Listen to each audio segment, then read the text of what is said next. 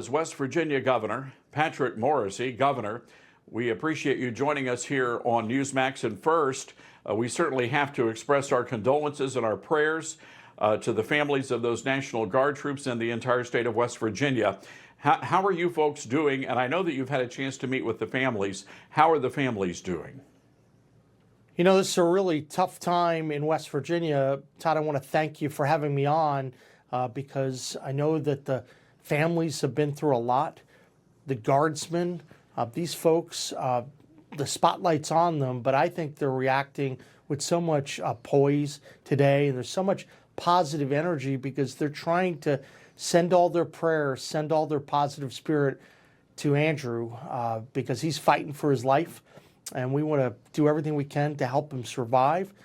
Obviously, we had some terrible news yesterday when Sarah passed away due to that animal that went after her, this unspeakable crime.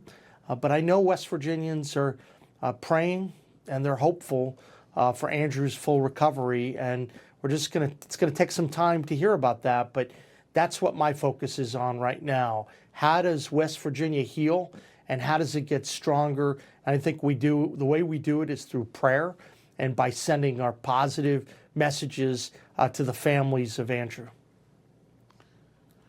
Governor, you had the opportunity to address members of the West Virginia National Guard in D.C. yesterday. Let's play some of what you had to say. Yeah. You're all stepping up, and you're doing things because you want to serve our state and our country.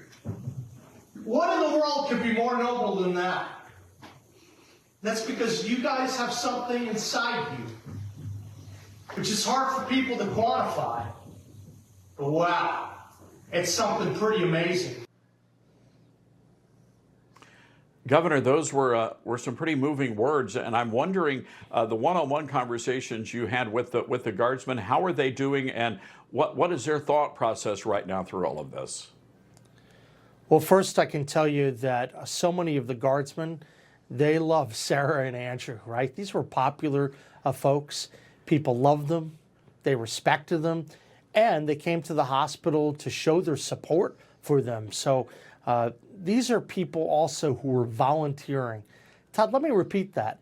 They were volunteering to step up, put themselves in potential of harm's way, and support our state and our country. And they were there for the mission, a mission that was very good. How can you really oppose reducing crime in the capital city? That's what these Guardsmen were doing. It was a noble purpose, and it was working. Crime has been down tremendously in D.C., and you have to credit a lot of it to the Guard and the law enforcement community that was working around the clock, sending a message to the criminals that they weren't going to allow the status quo to continue. So I think that these folks knew that they were doing really great work, but obviously then someone came in who allegedly drove across the country to engage in his hit. I think what people are feeling tonight is that there is a sense of outrage, but most importantly, they want justice for the very vicious wrong that was done to these two fine West Virginians.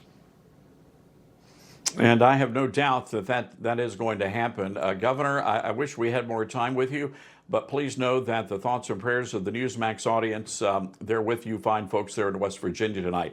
Yeah. Thank you so much for joining us. Information. Truth